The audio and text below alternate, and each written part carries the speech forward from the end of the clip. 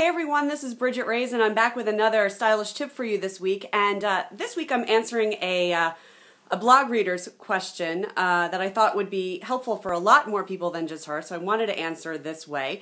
She was asking about how to look tall in her clothing, in particular when wearing different shoes.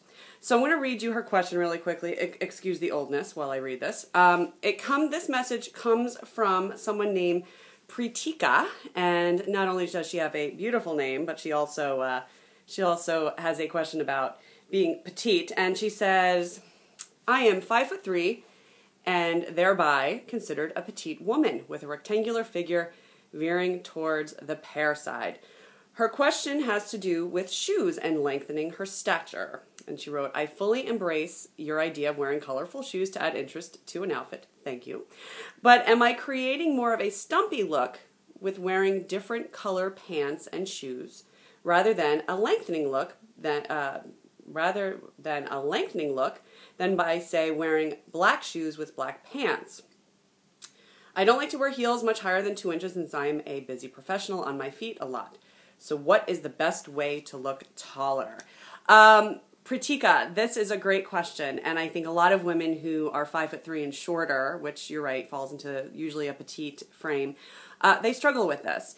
And, the first thing that I want to say is you're right, unfortunately. I love that you're embracing the idea of wearing colored shoes to enhance an outfit. I think it's a great approach. But what is happening when you do that is you are creating shortness where you want to create length. So, yes, you're right. When you wear a shoe color that matches the color of your pants, you are going to create a longer line, which will make a petite person look taller. But I don't want to just be the bearer of bad news and send you off on your merry way and never let you ever think about wearing interesting shoes again. And so I want you to look at instead is ways that you can create length in your outfits and enjoy wearing interesting shoes. And you can do that through your clothing choices. So on the days where you want to experiment with a nude shoe and black pants, or a colorful shoe and that don't match the color of your pants, think about the rest of your outfit. So what I mean by that is you want to sort of balance out this choice of creating shortness with your shoes.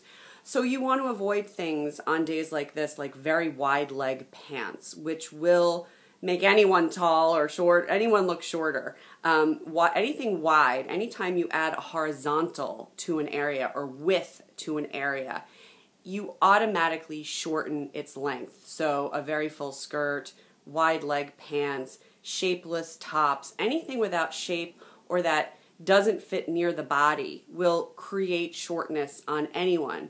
So on the days where you're looking to wear colored shoes or shoes that don't match your pants, I'd be very careful of the style of pants that you're wearing.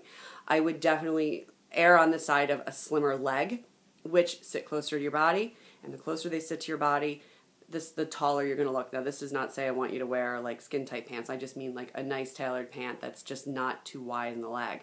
The other thing you want to avoid when you're wearing a colored shoe and you want length is to avoid breaking your body up in other places. So this would be the day that I would not wear a contrast colored belt, for example, because then you're cutting yourself in a second place and you're creating shortness that way. I would not wear horizontal stripes on that day on top because, again, horizontals create shortness. The other thing that you want to think about doing is bringing the focus up towards your shoulders. So the goal is usually, no matter what your height is, to always have the focus come back to your face in the end. So you can do that a variety of different ways. Number one, you can make sure that you have a stronger shoulder line. So on days that you want to wear a brighter color shoe and it's going to create shortness, stay away from really soft shoulders or raglan sleeves or anything that's going to create a slopier effect, because what that does is it's going to bring all the focus down. And the more you bring the focus down, the shorter you're going to look, versus when you widen the top half of your body, you're going to create more height. So you can even do that with a necklace, a statement necklace. You could do it with anything that brings the attention up here. A stronger shoulder, accents, a wider neck like a boat neck, which sits wider, will again bring all the focus up towards your face and therefore make you look taller.